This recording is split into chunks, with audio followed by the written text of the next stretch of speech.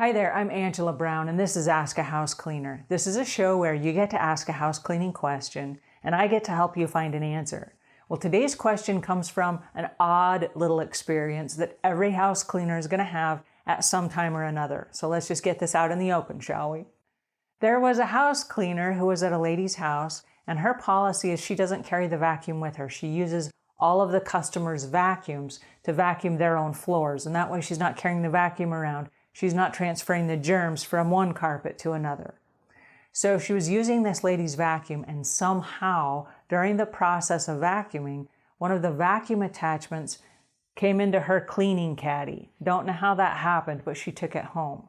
Now she gets back to her home and she's sorting through her cleaning caddy, getting ready for the next day, when she realizes she has inadvertently stolen this customer's attachment to their vacuum.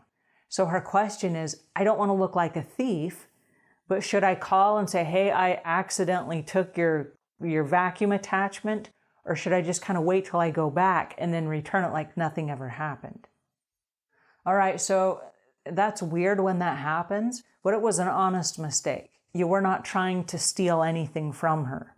But if you keep it for 2 weeks until you go back, it's going to look like you stole her cleaning attachment from her vacuum. So my suggestion to you would be buck up, admit that you took it. It was an accident. It was an honest mistake. You can put it inside one of those little plastic grocery bags and go hang it on her mailbox if she's not at home. You can put it inside the newspaper box, and you can just text her and leave her a note. Or you can put it hang it on the back door of her house. Even though you may have a code to get back inside her house, I know that a lot of alarm systems are set up for the couple of hours that you're there.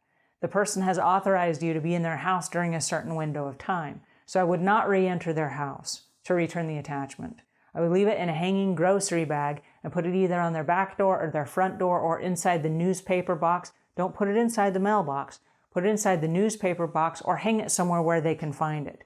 Then I would send them a text message and say, I accidentally took your vacuum attachment. When I got back to my office, I realized what had happened. I'm so sorry. I left it in a grocery bag hanging on your back door.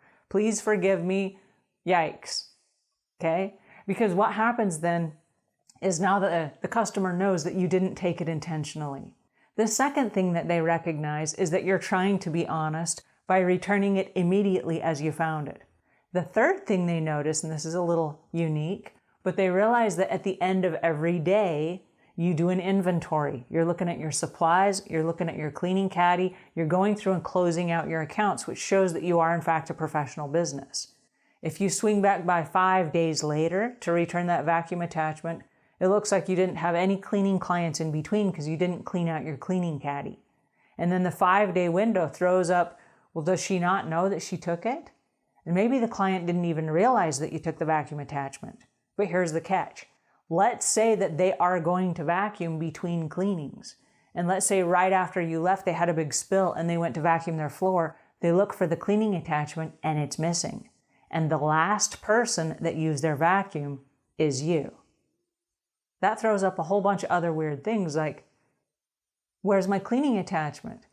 And if you did an amazing job and the customer loves you, they're probably going to let you off the hook. But you don't want to raise any questions for them going, well, did she steal it? Did she need it?